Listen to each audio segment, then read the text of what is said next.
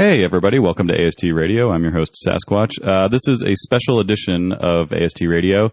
We're going to be doing this once a month now, which is exciting since the regular AST Radio is still kind of on a hiatus. We're going to do a few things here and there, but definitely not back to weekly. This is the Doug Benson Interruption edition, and Doug is with me. Hey, what's up, Doug? Hey, how's it going? Good, thanks. So the idea here is Doug does this show every month at the UCB Theater called the Interruption, the Doug Benson Interruption. Mm-hmm. Not to interrupt, but it's every Thursday, the last Thursday of every month at 9:30 at UCB. Only $5 to get in. Yeah, it's a really fun show. It's Doug's friends in comedy doing their acts, and then Doug sitting right off stage and interrupting whenever he feels like it. As they said about Les Mis, fight to get a ticket. They did? Yeah. Wow. That was their slogan. That's a weird... I know, like you could beat somebody up at the box office and go, the ad told me to fight for a ticket. It's just funny I did it. It's funny to imagine the people who would go to Les Mis fighting. Yeah, exactly. I would think there would be a lot of slapping involved.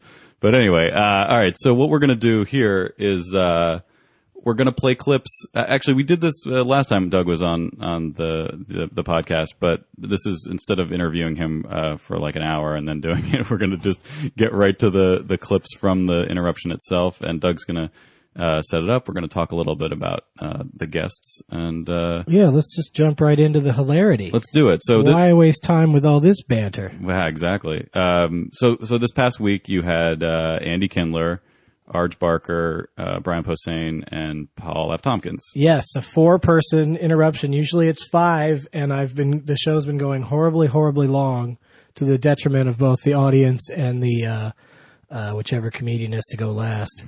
And so I decided to tighten it up, and with 4 comics, we still went way over. So I don't know what to do anymore. But I think I just have to give up and let it be what it is. You didn't go way over. The fact was there was an hour and a half. Like you started at 9:30 and the next show started at 11. Yeah. So you had to come in like we started a few minutes late, and then they were hoping I'd be done. I told them I'd be done by 11. Yeah. That if each comic did 15 minutes and I did like 10 or 20 up front, it should work out okay. And then we ended up going to 11:15 or something.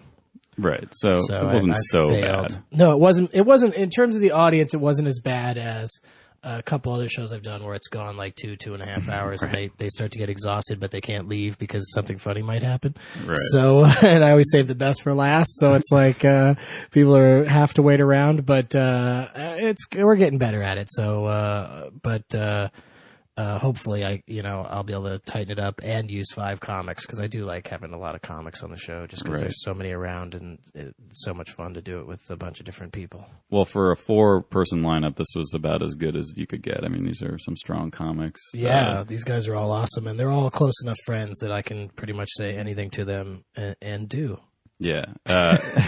So Andy Kindler was up first. Mm-hmm. After my opening remarks. Which Well, describe how the show goes. Like you come out. And... Basically, I come out and I always say, who hasn't seen an interruption yet? And so there's always some applause, which is nice that there's always new people there.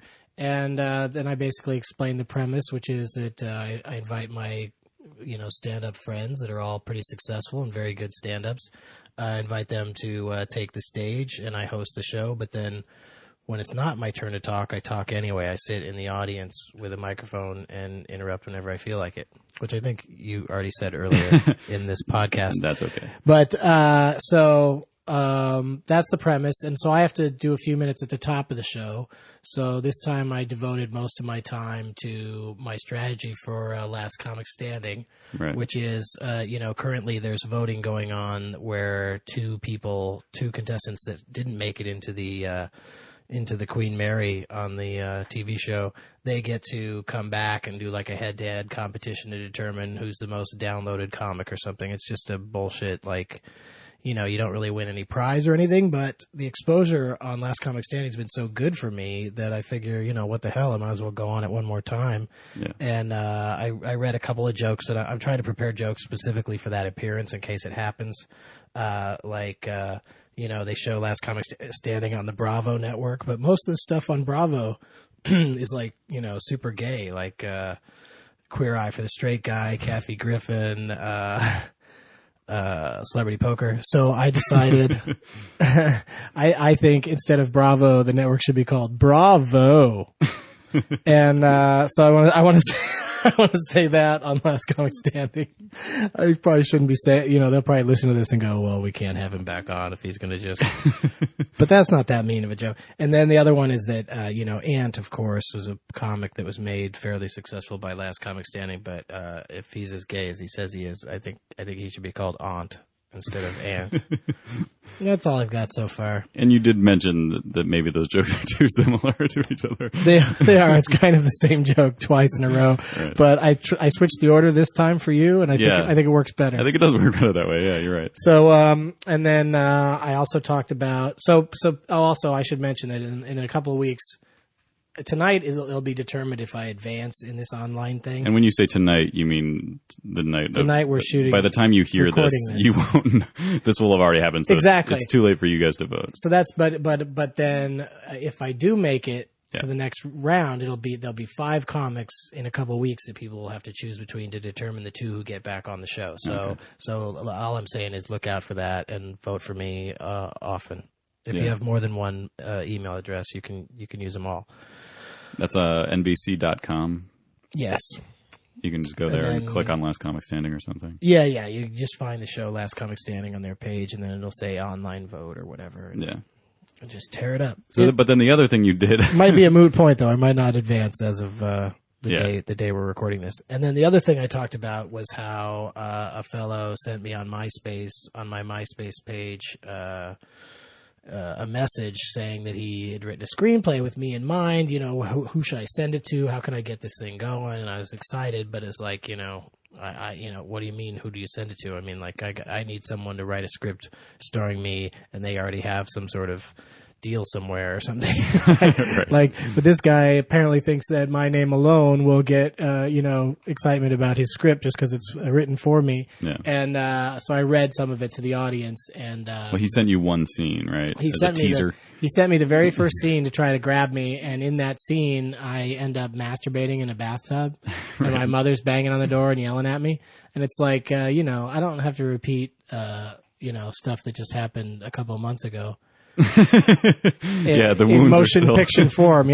Motion picture form. So but I read it to the audience because I thought it was funny that he would try to get my attention with a scene that completely repulsed me. Like the idea of me masturbating on film is like, if that appealed to me at all, I would already be in porn. Well, if people like seeing Louis C.K.'s cock on HBO, then anything goes. See, that's the thing. That horrified me. Like, the first 2 episodes, first you see Rick Shapiro's cock in the pilot, I think. No. Or the third one. Yeah. The third one. And the second one you see Louis. Now I'm terrified to watch the show because Jim Norton's is still looming. There's still the possibility that I'll have a hat trick of HBO cock with those guys. True. I want to see, I want him to stop having sex with, what's her name, with her shirt on. That's what, I thought when Sex and the City left the air, that was the end of women having sex with their shirts on. It seems so improbable to me. And even on that show, it was really I guess only Kim Cattrall was bold enough to go shirtless. Yeah, but not on every occasion. Like sometimes she'd have a bra on or whatever. Yeah. I mean, I guess some ladies like to do that. Isn't that right, boy? Girl. That's Bama. Bama's here, my dog. All right, so now that you guys know how the show kicked off, let's play a little clip of Andy Kindler, right? Yeah. This is Andy Kindler from the Doug Benson Interruption. Enjoy. How about that Doug Benson, ladies and gentlemen? Taking time out of his schedule to come down here tonight. I'm so busy losing contests, I can't believe. Time to come down. The thing, seriously, if you didn't like the script that I submitted to you, you could have simply, is that your idea of a joke? To pretend it got sent to you? It's blue, but people like blue. It's just, I just thought it was a creative way to break it to you that it's horrible. I could sell it to a Wayans relative. I know they'll make it. They'll make it. A Wayans will make that in one goddamn second. Yeah, you laugh now at the sophomoric level of that script. That script might be too smart for the room at many studios, with Little Man coming out. Little Man. Seriously, it's over. Let's wrap it up. Let's wrap it up. Get on the spaceship. There's Little Little Man lives in the mailbox at the lake house. For real? That's the twist at the end of Lake House. Is Little Man jumps out and goes, "This is where I live." And they go, "Holy shit! You mean it wasn't going through time? You were just fooled by a little man?" Why are they laughing? What does Lake House mean? What the hell does that mean, Lake House? Lake House. What does that mean? Why are you laughing? That'd be a bad trait for a comic. Why are they laughing? What's not funny? They're laughing. Lake House is a perfect Stop laughing at me! Starring Tom Hanks. I don't know. That would be a good movie, right? Stop laughing at me! Starring Dat Van or somebody. Somebody who's not doing so well from the first year of LTS. No, that would be Start Laughing at Me. Stop laughing at me! A man on the edge of a thing and the whole thing. You don't know the movie Lake House? Oh, the movie Lake House. That's why. Oh, you thought I was talking about lake houses in general. Oh! Now I understand. The film that is entitled, that's what Dane Cook does a lot, for a person. He does that kind of a thing a lot. I've been studying him. Face. Like of a person of the human variety. He does stuff like that a lot. Oh, I'm studying him so good. I'm going to get him down. I don't have him yet. He's going to get him down. Yeah. He's going to tear down the Dane Cook empire. He's really on a mission. Every time I've seen him in the last month or so, he's really working this Dane Cook thing. I'm sure he's obsessed because, it's, I think he watched, Andy's MO is to watch one episode of something. So all of his jokes about Tourgasm will be based on the one that he saw. So if there are some other kick-ass episodes, that is, the ship is left and Andy is going to stand in the port yelling about it. I have to correct you on that though, because he actually started talking about the latest episode, which I hadn't seen, but apparently they went horseback riding and that was the first one or the second one or something. I think that was one or two. I'm not sure. It must have been the second because I only saw the first. Yeah, but that's what I'm saying is he'll watch part of something and then it's on. Right. Andy will tear into it for the rest of his life. After seeing a brief glimmer of it. Like he's not going to go see Little Man, right. But it's going to be a hot topic for him for months and months to come. Are you going to go see Little Man? I might. No, I don't know. Probably not. I don't know. I have to confess that like the special effect of Marlon Wayans' face on a little baby right. is pretty funny looking. Of all the adult faces on a baby movies, or I mean like the adult talking from the point of view of a baby, like that Baby Bob thing on the the Quiznos commercials. Yeah, that doesn't amuse me at all. But something about an adult head on a baby is pretty good, I think. Yeah, it's what we'll hear in the next clip. Yeah, I'm trying to set up Brian Posehn, who is next up after Andy, after the shitstorm of comedy created by Andy Kindler. Brian came out of the storm cellar with a little of his own kick-ass humorism, and so let's listen to a little of Brian Posehn, the probably the largest comedian in the business.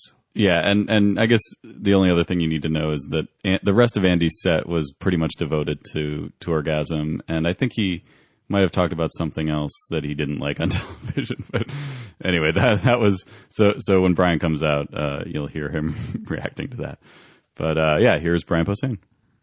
Hey, buddy. Are you in Little Man for contrast?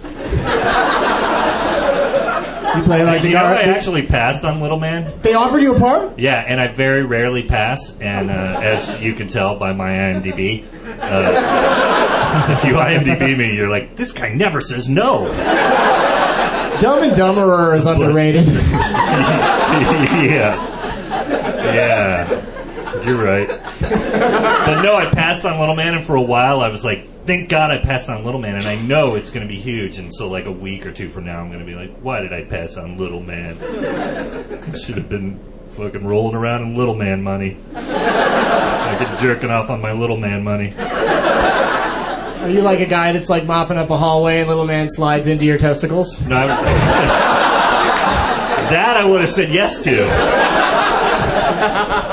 No, it's supposed to be like the white dorky friend who doesn't know that it's a clearly a Wayans. There's something about that baby. Not only that they don't know it's a human or a grown up, but that they don't know that's a fucking Wayans. That baby. That baby's not fooling me at all. How angry would a mother be if you just like your baby looks like a Wayans? So I missed Andy's set. Was he mad about TV at all, or was he mad about stuff he saw on the TV? He saw Stop watching TV. He's mad about most of it. He saw Tourgasm. Oh my god. Yeah, me too. You know, I'm really a good guy. Like, I'm kind of a sweetheart, and all the other comics say that I like kill people with kindness. Thinking of becoming the TLC killer. I'm just going to kill the remaining members of TLC. That's all. That's what that means. Left eye's gone. Now it's chili and whatever. Ta-ta, T-Boz.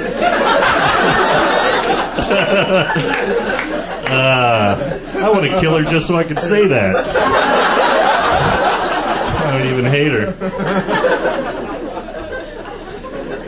How do I jump into these? It's so weird. I'd like to send this waitress. I'd like to send this chili back, and then you push her off a cliff. In a restaurant. Yeah, it's a fancy restaurant. It's got a cliff in it.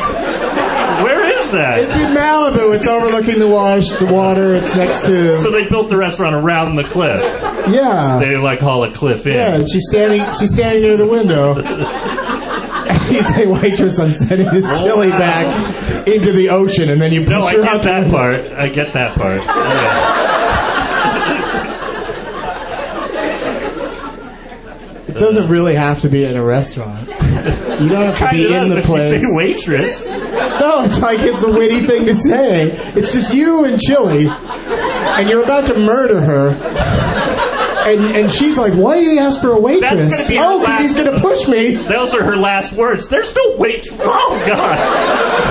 Who are you talking to? What waitress? Ah! I'm in TLC. That's going to be her last words.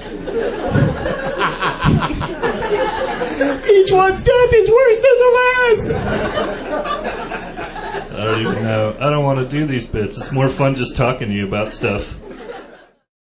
And then Brian went into some bits. Yeah, but that's what's great about this. Sounds very infomercially, but what I like about the interruption is that there can be like 5 minutes of two comics just making each other laugh, and that was a good example of that. Yeah, he's it's fun to do that with him. Like, he went into his jokes, which are great, and there's some fun stuff there. But yeah, that's the most fun part to play for the podcast, I think. And also, we're not burning any of his material because I don't think he's going to take the TLC killer chunk out on the road. Yeah. Although maybe he should. Tourgasm has to come up, and then he has to be like riffing on Jay Davis's bit that he did on that one episode of Tourgasm. It's funny though how like it's a pretty comedy intensive crowd to be able to follow that. You know, like people were laughing like they knew what he was talking about without him ever saying specifically that's a joke a guy on Tourgasm did. Wait, I didn't even know that. Tourgism. Yeah, Jay Davis does. There's an episode where Dane Cook is like, you should try and come up with some new material during this tour. And Jay was like, well, I've been thinking about doing this thing about being the that I kill people with kindness, that I'm the TLC killer. And he tried it, and it went okay. So it's kind of like that thing you used to do of the development of a joke. Like in the episode, you see him do the joke a couple times and how it kind of evolves. Right. And so Brian was riffing on that, and then that got us into killing actual members of TLC. I think maybe if people who hadn't seen Tourgasm like myself just thought that he was starting to say something about him being really nice, and right, and I thought that was his line. Actually, it's a pretty funny line, the TLC killer. But then he took it in a direction that was even funnier. So. Yeah, well, that's the credit should go where it's due. That's Jay Davis's joke. I give it up for Jay. That Brian was quoting. Yeah, I like that. I don't know about him, but I like that joke. All right, so who's up next? I think Arj Barker was up next. Arj Barker is a good friend of mine. We co-created and co-starred in the Marijuana Logs together, Right. which we're still touring around with it. We still do it from time to time, but we spent a lot of time together, like doing it in New York and on the road and comedy clubs, and so we've gotten to be pretty good friends. And he has never done the Interruption before. I think he did it once back when we did it at M-Bar, but he claims that he didn't, so maybe not. But he called me up that day and was like, so what do? I just do my act and you're just going to interrupt me, which like is not like Arj does not like to be interrupted. Like he handles hecklers very well. He's very good at it, but he doesn't encourage it at all. Like he's very unhappy when somebody steps on one of his intricately plotted routines. Right. So he's not that into it. So, but at the same time, he wanted to be on my show and he knew it would be fun, to do it with me or whatever. And, so he, as an Arj Barker inside joke, like I told him, just do new stuff or do stuff that you've come up with recently so that like it's not stuff that I already know, because it's more fun for me to jump in and riff with somebody about jokes I'm just hearing for the first time, right, or have only heard once or twice before. And like sometimes I'll ask people to do a specific bit. And in this case, Arj thought his reaction to that was, well, it'll be hilarious if I just do old bits, right? Even though Doug asked me to do newer stuff. But the audience, it's not like he's doing bits about Dan Quayle or something. They weren't that topical. His stuff is never that topical. Yeah. So the fact that they were old bits was kind of lost on the audience, but Arj just kept laughing to himself the whole time. Yeah. So it created a pretty, pretty strange vibe, but it was still pretty fun. Yeah. All right. Well, so I think the first part we're going to hear from his set, I'm not sure it was an old bit. It seemed more like a riff on the show itself. Oh yeah, and that's the other thing he did was he well, you'll hear it. Let's go ahead and play it. So here's Arj Barker. I said I'd agree to do this show, but it's like, I'm also here to plug my stuff too, like my upcoming show here at the UCB that I'm starting, where it's all Spanish speaking comics, and I've taken high school Spanish, and so I don't know it that well. And I stand on the side of the stage and try to explain what jokes they're telling and stuff. And I think that if you like the Benson Interruption, you are going to love the Barker interpretation. Coming to UCB this fall. Catch it. Remember how Marijuana Log started out like it was just a joke like that, and then we really did it? Yeah. I think you're on to another good one. I think you're on to another great idea. Exactly, dude. I come up with the fucking stupid ideas, and then you fucking do all the work. You hone in and do all the work, and then springboard to fame, VH1. Now, this video hits one. Now, Arj. All right, so he was kind of messing with you, I guess. But then, so then he went into a bunch of old classics, but the other funny thing about his set was that backstage they had cans of Coors Light, right? And or just I think it was just Coors. Silver Bullet. Yeah, they had those Silver Bullet cans. Yeah, and so he came out on stage with it, which is just always looks funny, like a comedian drinking out of a big beer can. And then, as you'll hear in this next section, at one point he starts to he's so used to doing this bit where he mimes having a can in his hand that he does it anyway. He mimes it even though there's a beer can sitting right there. But also the other, or should we talk about this after we hear it, or the fact that you kind of lead him into it? Oh, well, I asked him to do a 4th of July bit because he's got this 4th of July bit that I've been hearing lately that's really funny and certainly quite timely.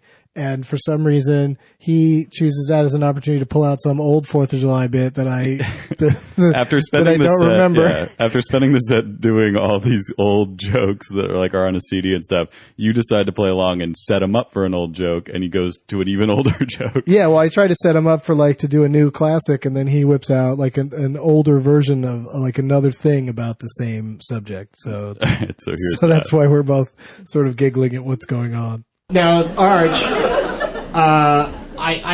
I've noticed over the years, because we've known each other for a while, that you tend to get very excited about the holiday that's coming out. Oh, shit. Right? Are you talking about 4th of July, my favorite? Yes, I am. Last year I was at a 4th of July party. I don't know if I told you this. And I go, and I'm not gonna fucking. When the summertime comes, it's time for the silver bullet. All right, that's what I do in the summertime. Silver bullet means summer. Okay, there's two things that call for the silver bullet: summertime and werewolves. Now, I am not fighting a werewolf right now, so it must be that fucking time of year. So then I'm at the party, and I try to got me a fresh bullet, all freshly cracked. And I'm going to go outside and watch the fireworks. And this is the 4th of July. This is just last year.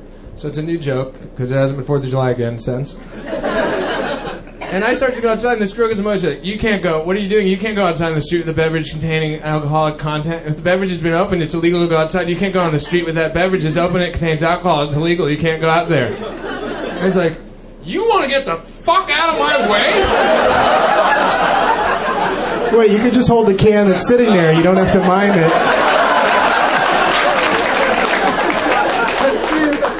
That's true. That's constructive. That's constructive criticism. You want to get the fuck out of my way?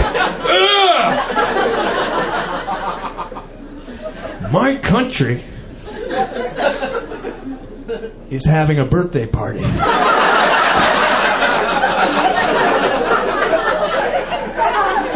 And I'm invited. Did you get an Evite on that one? Hold it. He didn't take the Evite bait. No. Like there's no me bringing up a subject that he doesn't have a joke about, like that's not going to go anywhere with him. Right. Like Brian or Andy or Paul would take it and run with it, but Arj was just like on to the next thing. He's got his plan and he's going to stick to it. And that was kind of fun in its own right, because like you saw, or like you heard just right there, he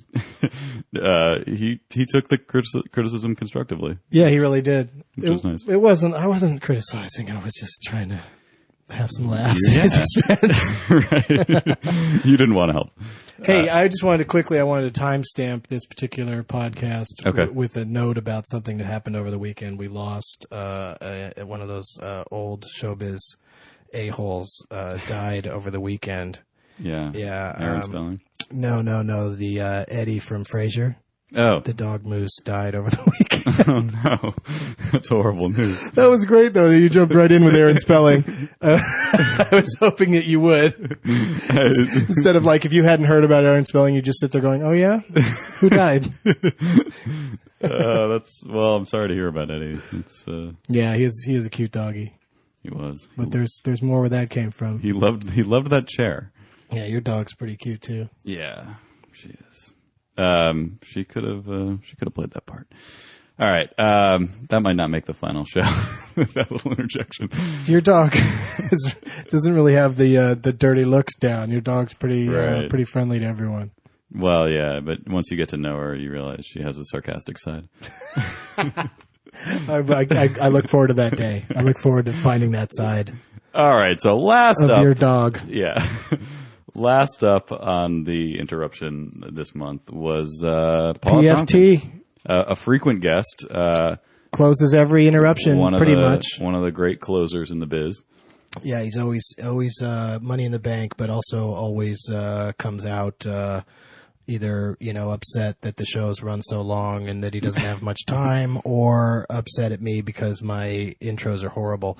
To give you an example of how bad my intros are, I was hosting a show in San Francisco last weekend, and this guy was coming on last who's like, he's been around for a long time. His name's Jimmy Gunn, and he's really funny San Francisco comic that just is like crazy, like, kind of like a cross between Bobcat and Howie Mandel back when they were both crazy and not hosting game shows and directing talk shows. And so I say to him, what do you want in your intro? And he goes, say whatever you want. Whenever somebody says say whatever you want to me and I'm the host, it's over. So my intro for him was, this next comic is going to knock your dicks in the dirt, and even the ladies who don't have dicks this guy's gonna make you grow a dick, and then he's gonna knock it into the dirt, and so everyone is gonna have to pick up and clean off their dicks. Please welcome Jimmy Gunn. And he had a good set, but it was like that kind of intro is not doing anybody any favors. Well, If it makes people laugh, then they come out. They ride a little wave of laughter, don't they? Yeah, maybe. One would hope. Not, I was drunk at the time. Not quite like the intro you gave Paul last week, which we're about to hear. Yeah, let's give that a listen. All right, here's Paul F. Tompkins. Okay, guy number 4. You ready? Things are running good. We're in good time. You get about 12 to 14 minutes of this guy, and which is a perfect amount of him. It really is. Spot on. Ladies and gentlemen, Paul F. Tompkins. Thank you. I didn't care for that introduction. I just want to go on record. That's a good amount of time. It's a good amount of time. More would be nice. It's a good amount of time, but you did say it's the perfect amount of time. Perfect. As if to say this is about all you can stand. This No. jackanapes. Haven't you ever heard the expression, always leaving them wanting a lot more? Always leaving wanting a whole lot more. That's what you're going to do. Go to the expressions hall and have that amended, because I believe it is always leaving wanting more, not a whole lot more. Well, you should stop by the hall more often. Well, they've got complimentary continental breakfast on Wednesdays. I just hate all the red tape. Bureaucracy. Ruining expressions. Hi, audience. I have comedies to do. Oh, before we listen to more of Paul, we should note for the people listening that to the podcast that at UCB, when it gets really crowded, when it's busy, like my show every month, they have to put seat people on the stage, and they have several rows of seats on either side of the stage.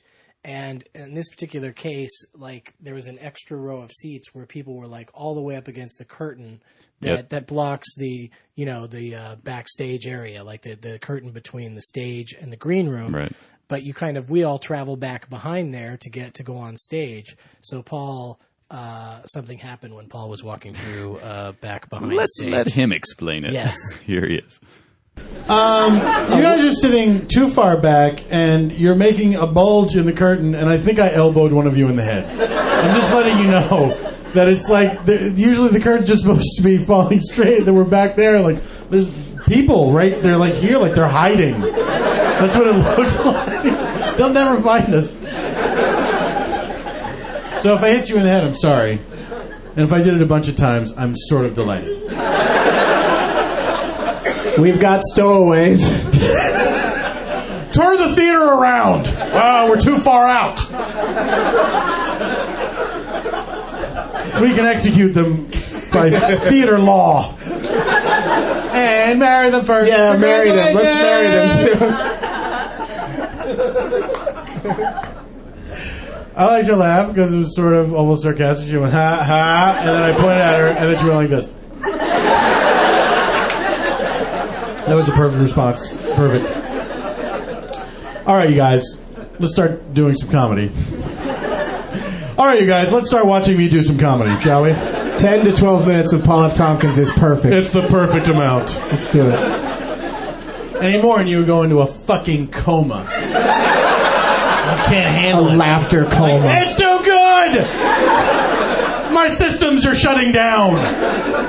Flatline. Renal failure! Yeah. Fucking, if I did 50 minutes up here, your kidneys would burst. Then your eyeballs would fill with piss. It's unpleasant. I'm not saying it's good. I'm saying the opposite. You don't want it to Thank happen. God you're not alive for most of it. I know. Exactly.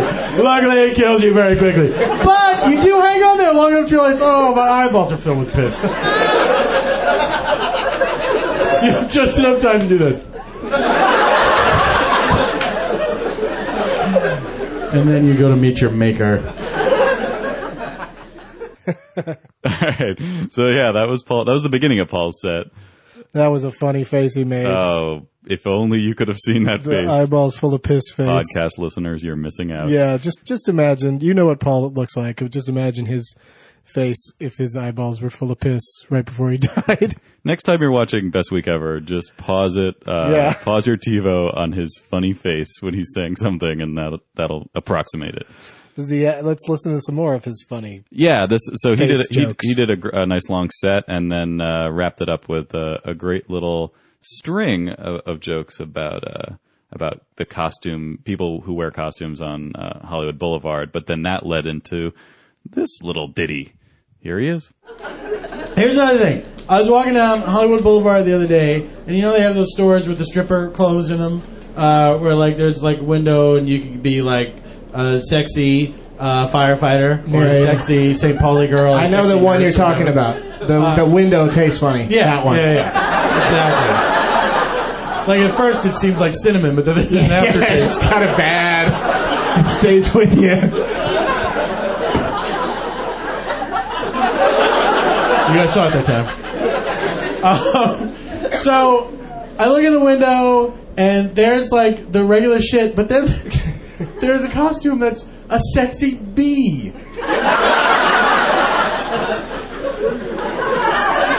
It's like, black and yellow stripes and some fucking insect wings. And like, if your fantasy is to fuck a bee, guess what? This is not going to do it for you.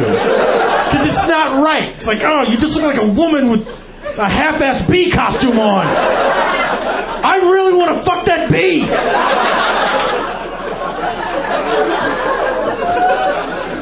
You imagine, like, if there's a guy that finally, somehow is able to confess to his lover, like, all right, I have this thing where I want to have sex with a bee. And then she like looks it up online or something, or she's going, oh, perfect. He is going to love me so much for doing this. I'm going to put on the sexy bee outfit, and I'm going to make his wildest fantasy come true. No, you're not! At best, he's going to appreciate the effort. Like, honey, I appreciate you trying that. I really do. And I'm trying not to be mad at you right now. But I told you that in confidence. And what I said, I meant. I don't want to fuck a sexy lady dressed up like a sort of a bee.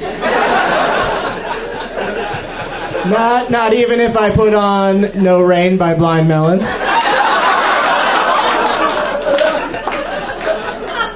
Honey. That gets more into the bee shape, maybe, because that little girl was fat. So she was sort of more like a bumblebee.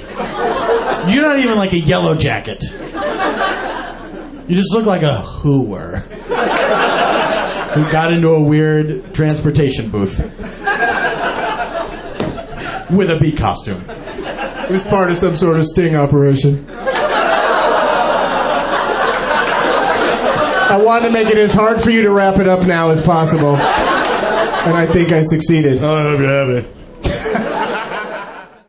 I hope you're happy.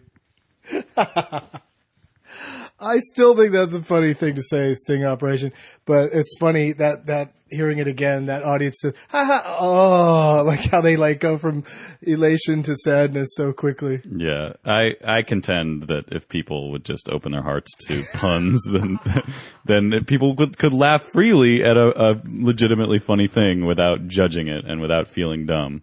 Oh, just open your hearts, people. Come on, it's so easy. Puns are so easy to love. Why do you have to... Why walk away? Yeah. Just embrace the pun. Exactly.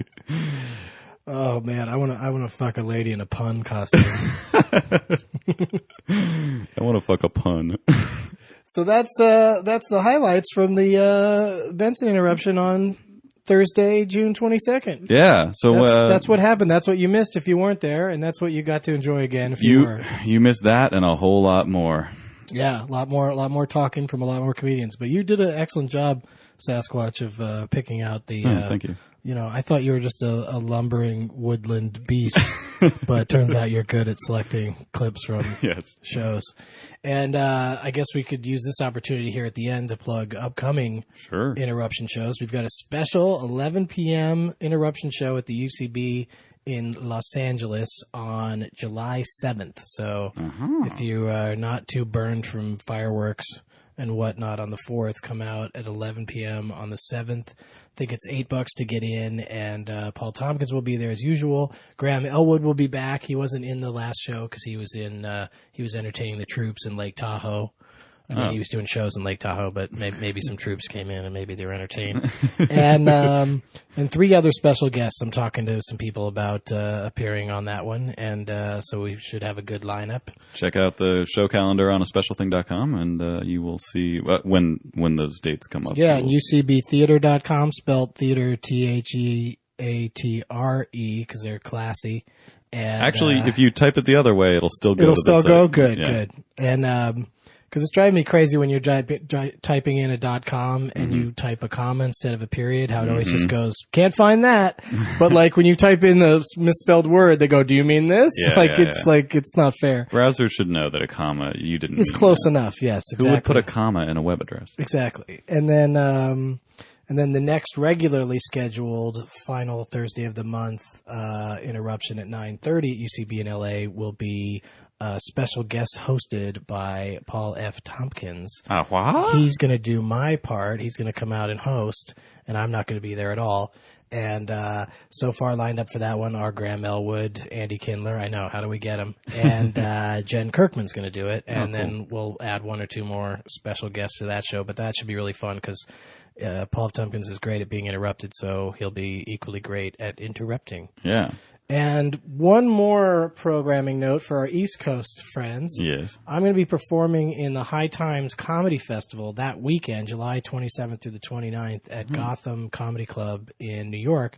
And while I'm there, that same weekend is the Del Close Marathon at UCB Theater in New York. Uh-huh. And so they gave me a 2 a.m. Saturday slot because it's like a 48-hour or maybe longer marathon of improv.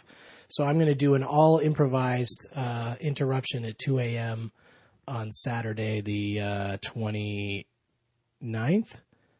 Yeah, 29th at UCB in New York. And, so that's actually Sunday morning is what you're saying? Yes. And I'll be appearing in a couple other shows that weekend, like Tony Kameen and Seth Morris started a thing called Broing Out that they do on both coasts. And so there'll be a New York edition of that I'll be appearing in. So Gotham Comedy Club, UCB, the weekend of July 27th through the 29th, and then the Interruption on July 7th and 27th here in Los Angeles, where we sit now in Matt's lovely home with his very friendly dog.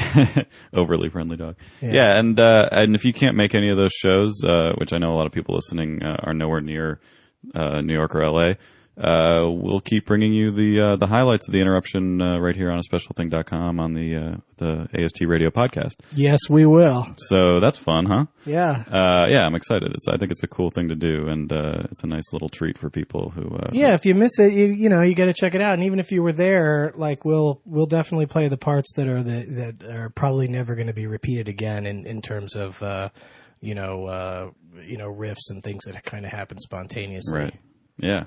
Yeah, because I mean, mostly, you'll hear if you go to the show, you'll hear a lot of what you just heard, and you'll hear some of each comic's act. But we don't want to burn their acts on a podcast because they might be taking it somewhere else. That's fair, especially since we didn't really officially ask any of these guys if we could use any of it. Good point. But if we just use Doug. the parts where I'm talking to them, I think that gives us the right to use it. As long as you interject, you are a partial owner of it. And I think I did a vague yelling in the green room. You guys were going to use this on the podcast, and people just kind of going, what? And then that was the end of it. I heard you say something on the way out. Yeah, I tried. I tried to let everybody know. Their lack of response is as good as a permission slip. Yeah, Archbarker's never going to know that this even happened. Because none of us are going to tell him about it. Shh, don't. If you see Arch, tell Arch. Don't tell him that you loved hearing the podcast. You won't know what that means. Exactly.